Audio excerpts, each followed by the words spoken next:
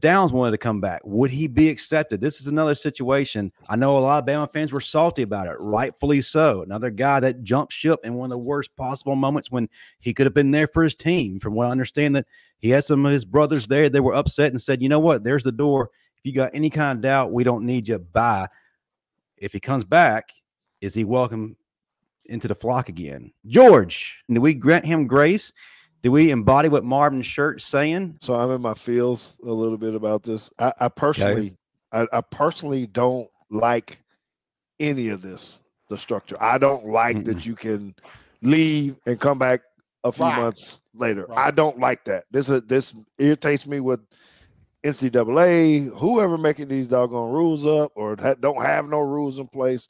This bothers me about football and where we're at today, because this type of stuff was really going to ruin fan bases and teams like we're talking about. Now guys are leaving, coming back. They're not thinking this through. Someone's in their ear. I don't like this. New government, Capitol Hill, they didn't help any whatsoever. So now it's even worse, right? Even from our side, we as Bama even have the interest to say, hey man, come on back. If I'm the coach, and I've had this as a high school coach, guys were transferred out and people were saying, hey man, do we want to try to keep him? Can you try to sway him? No, he wants to go. He don't want to be here. So beat it. So if you are gone, to me, I'm going, you're gone. There's another left tackle. There's another safety. There's somebody that I just got to be able to go get and replace. And I need to show them why they should have stayed at Bama. So honestly, yes, I'm excited if they come back and maybe we can win some games. But internally, I'm going, I don't think it's right that we should have been, even if the players came back in and said, Coach, man, I think we can get Proctor in or whatnot. I'm going to be like, dude, he dipped. He didn't even give me the opportunity to sell him my dream or my story or how I was going to use him. He went on and bailed like fast. So, no, I guess what I'm saying is no, I'm not accepting them. Here's the reality. They have turned college football into dating a toxic woman. Listen, man. I was about to say that. You, ma'am. Listen, we can't keep doing all this back and forth. One day you in, one day you out. Listen, man. Either you're going to do it or you're not.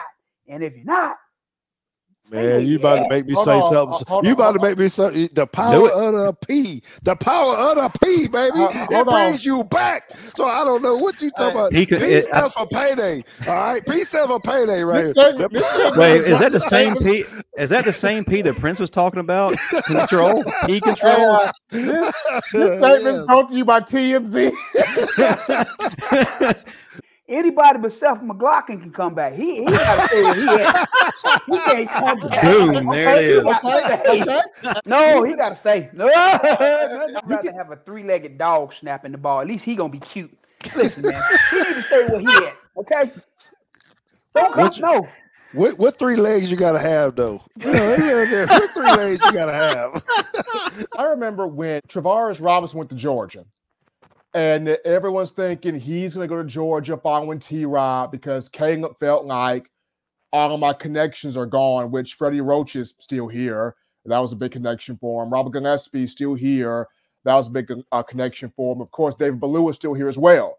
So for him to have gone to Ohio State, I never understood that move. I get it. Folks will say, well, Ohio State built up their collective. It was probably due to y'all haven't beaten Michigan in 3 years. How much money we got to pay to get y'all to beat Michigan? Me personally, if you left Bama, there's a reason you left Bama. When you leave Bama, we ain't trying to have you back in here.